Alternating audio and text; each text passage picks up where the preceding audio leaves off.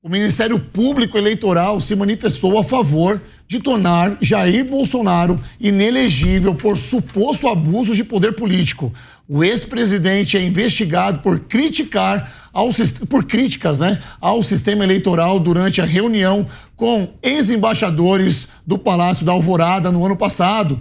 A manifestação assinada pelo vice-procurador-geral. Olha só que ponto chegou, tá? O vice-procurador-geral eleitoral, Paulo Gustavo Gonetti, que já tá ali no pé do Bolsonaro, não é de hoje, tá? Não é de hoje.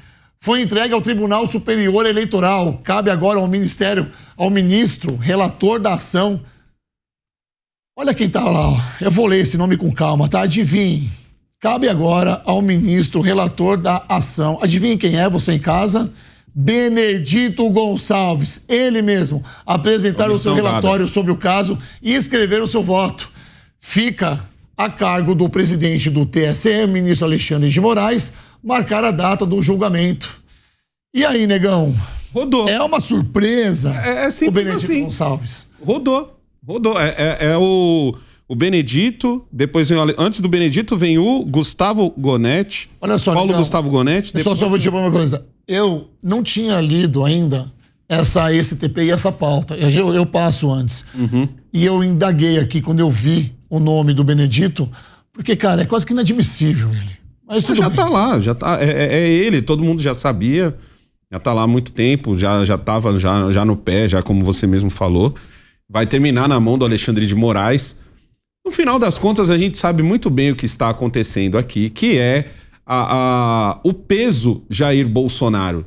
Caça às bruxas. É a caça às bruxas. Todo mundo sabe que é o peso Jair Bolsonaro, é o peso dos influenciadores que apoiaram Jair Bolsonaro, é o peso das pessoas que ainda apoiam Jair Bolsonaro. Mesmo eu, que sou um cara que eu apostaria, né, que Jair Bolsonaro nem vai mais se candidatar, já acabou o tempo político dele, entendeu? Mesmo assim, o símbolo Jair Bolsonaro ainda é muito forte. E eu acredito que vai ficar mais forte ainda se ele perder os direitos políticos dele, se ele não puder se candidatar. Eu acho que isso vai fortalecer o nome Jair Bolsonaro, da mesma forma que fortaleceu o nome do Lula quando ele saiu da cadeia.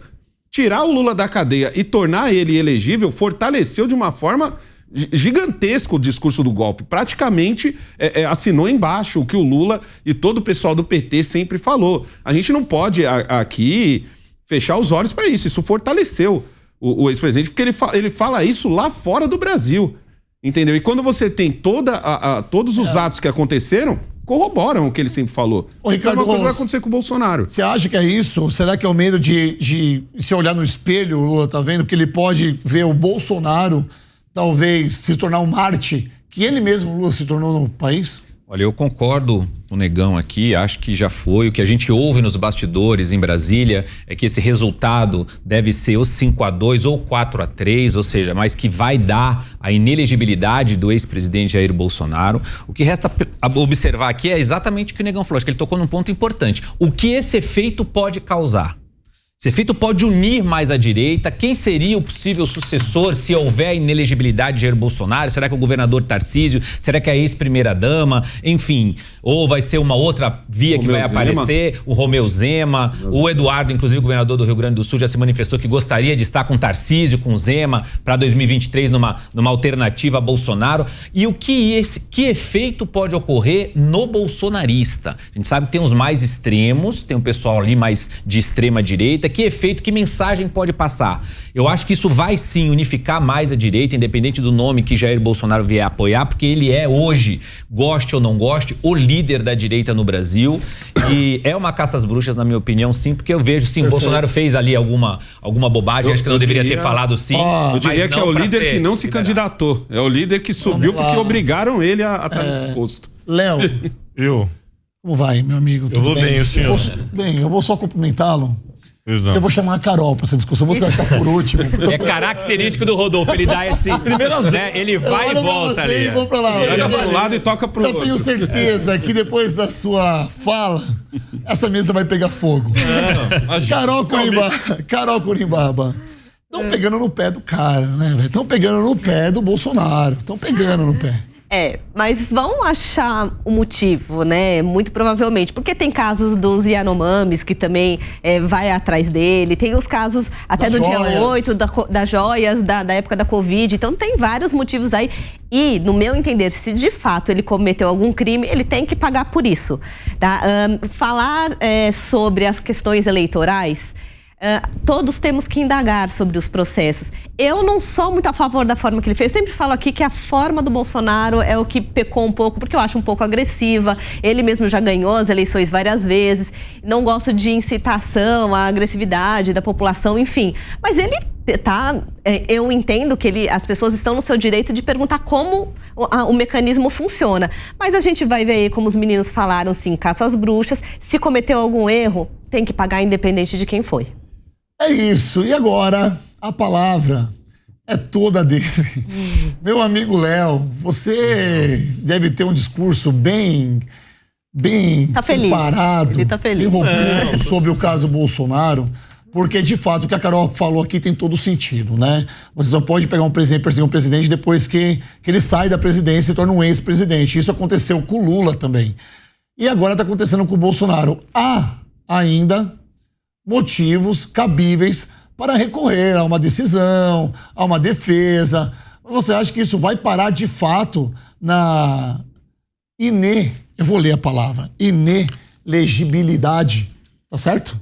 Tá certíssimo. Tá certo, obrigado. Mas você sabe, Rodolfo, Bolsonaro? Você sabe, Rodolfo, que quando ele era presidente da República, já havia uma série de denúncias, mas como ele era o presidente da República, era o chefe de Estado, dependia do presidente da Câmara, o Arthur Lira, que era um aliado dele, sentou em todas as denúncias e processos de impeachment, inclusive, e o Augusto Aras, procurador-geral da República, que também sentou em cima de todas as denúncias. Mas é aquele negócio, uma hora a conta chega, né? Inclusive, essa semana mostrou-se que a viagem que ele fez para a Arábia Saudita, que resultou em 3 lotes de joias de presente, só o primeiro lote valia 16 milhões e meio de reais, de um árabe muito bonzinho que gostava muito e foi muito com a cara dele, mostrou que ele foi para essa viagem para tratar da venda de uma refinaria pela metade do preço. É um tanto quanto suspeito depois de ter recebido esses pacotes. Um país, durante a pandemia, que tem 3% da população mundial e 11% de todas as mortes do mundo aqui no Brasil. Será que é uma coincidência? Ou será que não houve um crime sanitário no Brasil? Fora questões de instigar em relação ao processo eleitoral e afins. Então, assim, são muitas questões, são muitas coisas. Agora é aquele negócio, também não sou justiceiro. Cabe a justiça brasileira, cabe ao ministro aí que vai julgar todas essas denúncias, que aliás, não são nem essas que eu falei, né? Ele está sendo denunciado em relação à questão dos embaixadores, da reunião dos embaixadores. Léo, tem alguma coisa quente aí, Léo? Na boa, Léo, tem alguma coisa quente? Não, tudo isso não é quente? Primeiro, vamos lá, pedidos de impeachment. O Lula está 3 meses no mandato e eu não quero passar pano para questões das joias, nem eu acho que o Bolsonaro, concordo com o que a Carol falou muita bobagem e ok. Mas o Lula está 3 meses e já tem pedido de impeachment. Provavelmente vai ser sentado em cima desse pedido e vai se arrastar. Isso relativamente assim como foi no Bolsonaro também. Exatamente. Bolsonaro teve vários pedidos de impeachment também e não foi à frente. Pedidos também. A questão da Arábia Saudita, você colocou aí a questão da venda da petroleira, ele recebeu as joias de um país, a venda da petroleira foi para outro país. Importante que isso fique destacado. O ajudante de ordens do Bolsonaro já deu uma fala de que o Bolsonaro não sabia. É interessante lembrar também, sem defender e sem ficar passando pano pro Bolsonaro aqui, que eu acho que não deveria receber, ok? Eu acho que inclusive acho que o Congresso falha. Já existe uma legislação assim, mas o Congresso tem que deixar específico até qual valor o presidente pode ser pessoal do presidente da República e até qual valor é da presidência da República, é do país, tá do muito povo aberto. Brasileiro. Tá muito aberto, porque o Lula, quando saiu, levou um container. Mais de 536 foram solicitados pelo TCU, ele devolveu 100 e poucos. Será que ele vai levar até agora esses presentes não foram devolvidos. Pelo que eu sei, não foram nenhum presente de 16 milhões de reais. E olha só, mas... Ricardo, só pegar só uma aspas no que você está falando, você continua, por favor. Tá. Isso é uma praxe de todos os presidentes que passaram por aqui. Não foi só do Lula, não é só do Bolsonaro, não vai continuar sendo só do Lula, vai continuar sendo dos próximos presidentes. Assim como foi lá atrás, assim como foram lá atrás também, antes do Lula. Eu acho e assim vai. Que há um erro do Congresso. O Congresso tem que aprovar uma lei. É para isso que existe o Congresso Nacional. Se aprova uma legislação sendo específico, o presidente da República não pode receber em mandato presentes para fins pessoais, ponto. Recebeu qualquer coisa, uma caneta Bic ou um colar de 16 milhões de reais, é da presidência, da instituição, do povo brasileiro, e lá vai ser guardado. Hoje há uma dubiedade, você não sabe direito se é para você, é um relógio, se não é para você, mas se é para presidente. O importante, acho que da gente tirar desse acontecimento é a direita acordar, uma direita se unir com uma centro-direita e entender que a gente precisa de uma oposição que tenha um projeto, que seja dura, firme, parta pra cima, assim, do governo se estiver fazendo coisa errada. Eu acho que agora é o momento. Eu tô sentindo um movimento disso. Bolsonaro tá caindo um pouco. Ele tem muita força política ainda. Se ele puder ser eleito daqui a 3 anos e meio, mais ou menos, ele é um importante candidato, mas é importante a direita democrática se unir com um projeto muito importante para o país. Esse movimento está vindo aí numa... concorrer, né? Eu acho também que essa direita tem que chegar e tipo, é que o governo também está ajudando, né? É uma besteira atrás da outra. Mas assim, não adianta só apontar o dedo para besteira. Legal, apontar o dedo para besteira é o nosso papel aqui, ó. Mas quem tá lá dentro ganhando seus 40 pau por mês tem que apontar o dedo pra besteira e dizer assim, ó, se fosse desse jeito seria melhor. Eu sinto muita falta disso. Eu vejo só o apontar dedo e zero, zoar e faz um L. Rapidamente, Ricardo, sabe o que eu observo nisso? Eu escuto todos vocês aqui e vou fazendo uma tese aqui, né? Vou construindo uma tese. Na época do Lula, em 2003, o primeiro mandato dele, nós não tínhamos a internet do jeito que nós temos hoje. Uhum.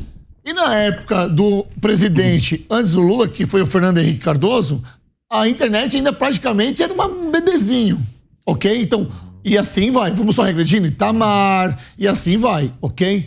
Nós não tínhamos uma transparência de informação como nós temos hoje. Isso é fato.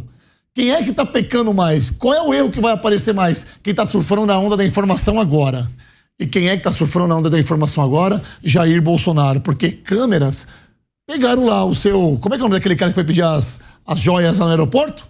Ajudante de ordens? Ajudante de ordens. Vai lá no aeroporto, sendo filmado, a câmera com áudio, e o Bocó vai lá e faz aquilo, ok? Na época do Lula, na época que começou a rolar a denúncia sobre Petrolão, mencionando essas coisas, foi uma delação, não tinha prova contundente ali de câmera, de não sei o quê. Isso começou a aparecer com o tempo. Foi amadurecendo essas provas de acordo com as informações que foi aparecendo. Por exemplo, internet, câmeras de celular, câmera de vídeo. Tanto é que tem muitos deputados que foram flagrados aí, se eu não falei português correto, com a câmera escondida aqui, ó, parecendo um Ivolanda, o cara lá, ó. E o cara colocando dinheiro lá na cueca, lá não sei onde.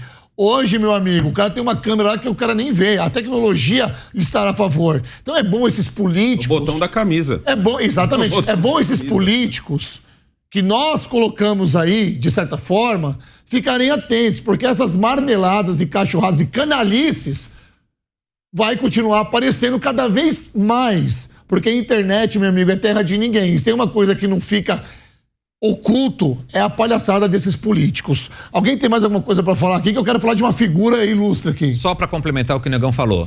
Além de tudo, nós pagamos pessoas para fiscalizar o governo. Existe isso constitucionalmente, chama Poder Legislativo. Nós pagamos R$40 mil, um pouco mais do que isso. Damos toda a estrutura possível de verba de gabinete, de assessor, de consultoria para 513 deputados federais e 81 senadores para fiscalizar, entre outras funções, fiscalizar o Poder Executivo. Então, eles são pagos para pegar o Executivo, seja quem for, fazendo qualquer coisa errada. E aí tem um rito legal, denunciar, abrir CPI, levar ao Supremo Tribunal Federal, ao Ministério Público, enfim. Tem o caminho para se resolver os problemas. Apontar o dedo é bom, mas também tem que ter o projeto dizendo, ó, se fosse desse jeito, seria melhor. Vamos lá. Léo, quer falar alguma coisa aí? Você falou pouco sobre esse assunto.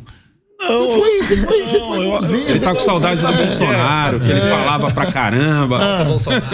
Não, mas sabe que até do ponto de vista eleitoral, pro campo progressista, às vezes, de repente, não é nem bom que ele fique inelegido. Às vezes é até bom que ele concorra. sabe?